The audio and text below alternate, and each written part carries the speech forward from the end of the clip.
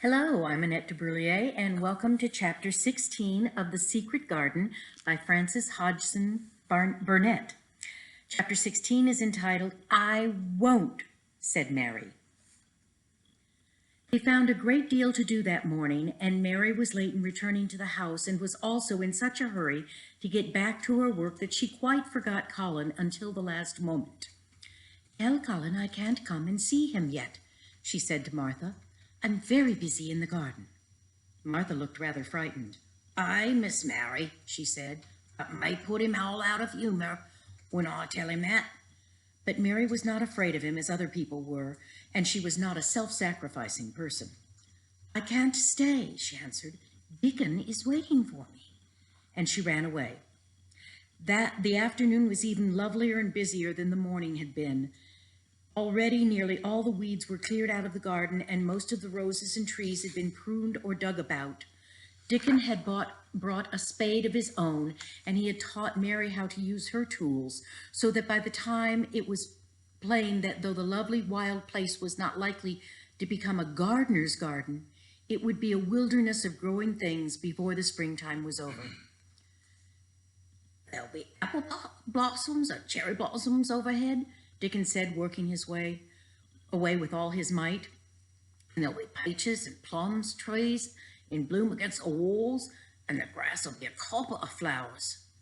The little fox and rook were as happy and busy as they were, and the robin and his mate flew backward and forward like tiny streaks of lightning. Sometimes the rook flapped its black wings and soared away over the treetops in the park. Each time he came back and perched near Dickon and cawed several times as if he were relating his adventures, and Dickon talked to him just as he had talked to the robin. Once, when Dickon was so busy that he did not answer him at first, Soot flew onto his shoulder and gently tweaked his ear with his large beak. When Mary wanted to rest a little while, Dickon sat down with her under the tree, and once he took his pipe out of his pocket and played the soft, strange little notes, and two squirrels appeared on the wall and looked and listened. "How's a good bit stronger it was," Dickon said, looking at her as she was digging. "Thou's begin to look different for sure." Mary was glowing with exercise and good spirits. "I'm getting fatter and fatter every day," she said quite exultantly. "Mrs. Medlock will have to get me some bigger dresses. Martha says my hair is growing thicker. It isn't so flat and stringy." The sun was beginning to set and sending deep gold-colored rays slanting under the trees when they parted. "I'll be fine tomorrow," said Dickon. "I'll be at work at sunrise." "So will I," said Mary. She ran back to the house as quickly as her feet could carry her. She wanted to tell Colin about Dickon's Fox Club and the rook, and about what the springtime has been doing. She felt sure he would like to hear, so it was not very pleasant when she opened the door to the room to see Mary standing, waiting for her with a dreadful face. "What's the matter?" she said. "What did Colin say when you told him I couldn't come?" "I," said Martha, "I wish they'd gone. He was now going on to one of his tantrums. It's been nice to do all afternoon to keep him quiet. He would watch the clock all the time." Mary pinched her lips together. She was no more used to considering other people than Colin was, and she saw no reason why an ill-tempered boy should interfere with the things she liked best. She knew nothing about the pitifulness of people who had been ill and nervous, and who did not know that they could control their tempers and need not make other people ill and nervous too. When she had had a headache in India, she had done her best to see that everybody else also had a headache, or something quite as bad. And she felt she was quite right, but of course now she felt that Colin was quite wrong. He was not on his sofa when she went into his room. He was lying flat on his back in his bed, and he did not turn his head toward her as she came in. That was a bad beginning, and Mary marched up to him with her stiff manner. "Why didn't you get up?" she said. "I did get up this morning, when I thought you were coming," he answered without looking at her. "I made them put me back to bed in this afternoon. My back ached and my head ached, and I was tired." "Why didn't you come?" "I was working in the garden with Dickon," said Mary. Colin frowned and condescended to look at her. I won't let that boy come here if you go and stay with him instead of coming to talk to me, he said. Mary flew into a fine passion. She could fly into a passion without making a noise. She just grew sour and obstinate and did not care what happened. If you send Dickon away, I'll never come into this room again, she retorted. You'll have to if I want you, said Colin. I won't, said Mary. I'll make you, said Colin. They shall drag you in. Shall they, Mr. Rajah? Said Mary fiercely. They may drag me in, but they can't make me talk when they get me here. I'll sit and clench my teeth and never tell you one thing. I won't even look at you. I'll stare at the floor. They were a nice, agreeable pair as they glared at each other. If they had been two little street boys, they would have sprung at each other and had a rough-and-tumble fight. As it was, they did the next thing to it. You are a selfish thing, cried Colin. What are you? Said Mary. Selfish people always say that. Anyone who is selfish, who doesn't know what they want. You're more selfish than I am. You're the most selfish boy I ever saw. I'm not, snapped Colin. I'm not as selfish as your fine Dickon is. He keeps you playing in the dirt when he knows I'm all by myself. He's selfish, if you like. Mary's eyes flashed fire. He's nicer than any boy that ever lived, she said. He's like an angel. It sounded rather silly to say, but she did not care. A nice angel, said Colin sneeringly. He's a cottage boy off the moor. He's better than a common Rajah, retorted Mary. He's 1,000 times better. Because she was the stronger of the two, she was beginning to get the better of him. The truth was that he had never had a fight with anyone like himself in his life, and upon the whole it was rather good for him, though neither he nor Mary knew anything about that. He turned his head on his pillow and shut his eyes, and a big tear was squeezed out and ran down his cheek. He was beginning to feel pathetic and sorry for himself, not for anyone else.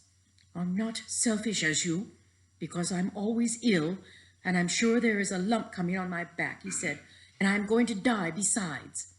You're not, contradicted Mary unsympathetically. He opened his eyes quite wide with indignation. He had never heard such a thing before. He was at once furious and slightly pleased, if a person can be both at one time. I'm not, he cried. I am, you know, I am. Everybody says so. I don't believe it, said Mary softly. You just say that to make people sorry. I believe you're proud of it. I don't believe it. If you were a nice boy, it might be true, but you're too nasty. In spite of his invalid back, Colin sat up in bed and in a quite healthy rage.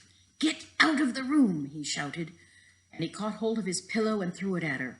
He was not strong enough to throw it far, and it only fell at her feet, but Mary's face looked as pinched as a nutcracker. I'm going, she said, and I won't be back. She walked to the door, and when she reached it, she turned around and spoke again. I was going to tell you all sorts of nice things, she said. Dickon bought his fox and his rook, and I was going to tell you all about them. Now I won't tell you a single thing. She marched out of the door and closed it behind her, and there, to her great astonishment, she found the trained nurse standing as if she had been listening, and more amazing still, she was laughing. She was a big, handsome young woman who ought not to have been a trained nurse at all, as she could not bear invalids, and she was always making excuses to leave Colin to or anyone else who would take her place. Mary had never liked her, and simply stood and gazed at her as she stood giggling into her handkerchief. What are you laughing at? She asked her. Oh, you two young things, said the nurse. It's the best thing that could have happened to the sickly, pampered thing to have someone stand up to him as he's spoiled as himself. And she laughed into her handkerchief again. If he'd had a young vixen of a sister to fight, there would have been saving of him. Is he going to die? I don't know, and I don't care, said the nurse. Hysterics and temper are half of what ails him. What are hysterics? Asked Mary. You'll find out if you ever work him into a tantrum after this. But at any rate, you've given him something to have hysterics about, and I'm glad of it." Mary went back to her room, not feeling well at all, as she had felt not feeling as well at all as she had felt when she came in from the garden. She was cross and disappointed, but not at all sorry for Colin. She had looked forward to telling him a great many things, and she had meant to try to make up her mind whether it would be safe to trust him with the great secret. Excuse me. She had been beginning to think it would be, but now she had changed her mind entirely. She would never tell him, and he could stay in his room and never get fresh air and die if he liked. It would serve him right. She felt so sour and unrelenting that for a few minutes she almost forgot about Dickon and the green veil creeping over the world and the soft wind blowing down from the moor.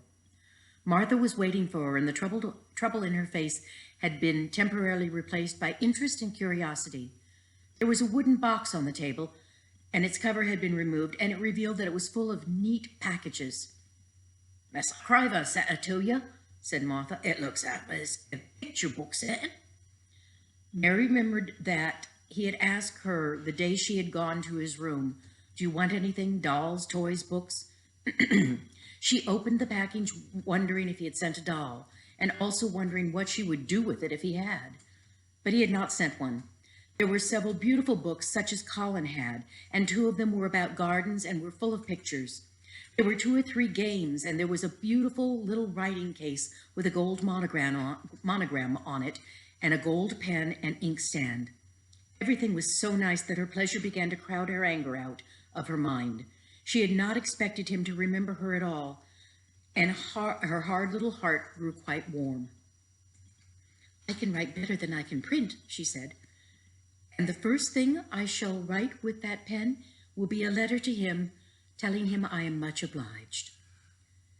If she had been friends with Colin, she would have run to show him her presents at once, and they would have looked at the pictures and read some of the gardening books and perhaps played the games, and he would have enjoyed himself so much he would never once have thought he was going to die or put his hand on his spine to see if there was a lump coming. He had a way of doing that which she could not bear. It gave her an uncomfortable, frightening feeling because he always looked so frightened himself. He said that if he ever felt quite a little lump someday, he should know his hunch had begun to grow. Something he had heard Mrs. Medlock whispering to the nurse had given him the idea, and he had thought it over in secret until it was quite firmly fixed in his mind. Mrs. Medlock had said his father's back had begun to show its crookedness in that way when he was a child. He had never told anyone but Mary that most of his tantrum, as they called them, grew out of his hysterical hidden fear. Mary had been sorry for him when he had told her. He always began to think about it when he was cross or tired, she said to herself, and he has been cross and tired today. Perhaps he's been thinking about it all afternoon. She stood still, looking down at the carpet and thinking. "I said I would never go again," she hesitated, knitting her brows. "But perhaps, just perhaps, I will go and see, if he wants me, in the morning. Perhaps he'll try to throw his pillow at me again. But I think I'll go." And that's the end of chapter 16.